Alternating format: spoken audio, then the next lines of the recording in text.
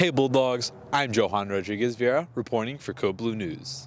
Many students at Holbrook Middle High School have seen their staff dwindle down, and with the recent pandemic, students all over the country have been in need of a teacher more than ever. I think not having a teacher affects my learning ability a lot.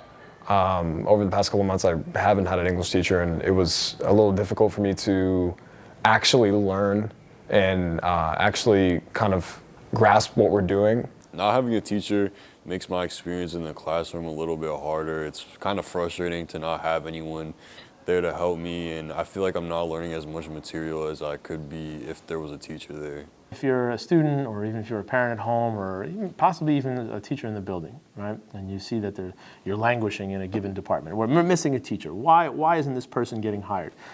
It's tough when no one's applying.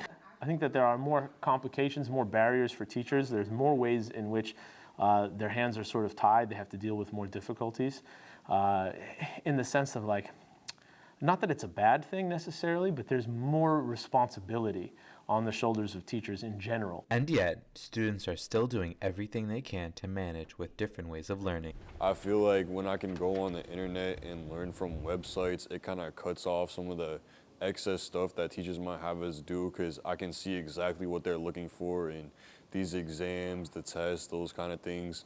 I feel like when we work on those Chromebooks, a lot of that work that we get is a ton of busy work, and it's not like we're not applying ourselves. It's not like we're getting taught through a lesson and then applying ourselves through the questions. So I think that's a big missed goal there.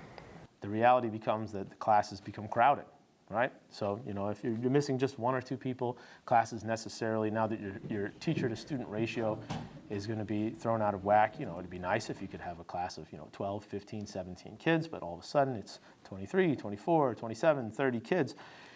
And all of the needs of an individual student for us, it's 57-minute periods, right? There's only so much time you can give to each individual student. And even students of advanced placement classes are trying to navigate through their circumstances. We didn't have an AP teacher for English, and a lot of those kids are in that class for a reason. It's an advanced placement class. They want to go to college. They want to get those extra credits. Maybe some of them want to go to college for English. Maybe some of them want to teach. And without having that teacher there, I feel like it's a lot more difficult because those kids don't quite understand a lot of that material. Being an AP student and not having a teacher, it makes me a little bit uneasy about taking the exam. I feel like some of the material I'm learning really isn't going to help me get to where I need to be.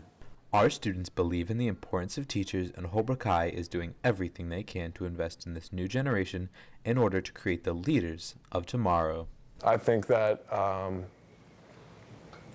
most students know that this is whatever you do now is a part of your future. Whatever you accomplish now, whatever you do now is a part of your future. If you're not succeeding in class, if you're not good on the books, if you're not passing tests, if you're not passing quizzes, if you're not passing in work in general, your future is in your own hands. You always want to do the best for you. You always want to put forth the most effort. Say, okay, here I am in this situation.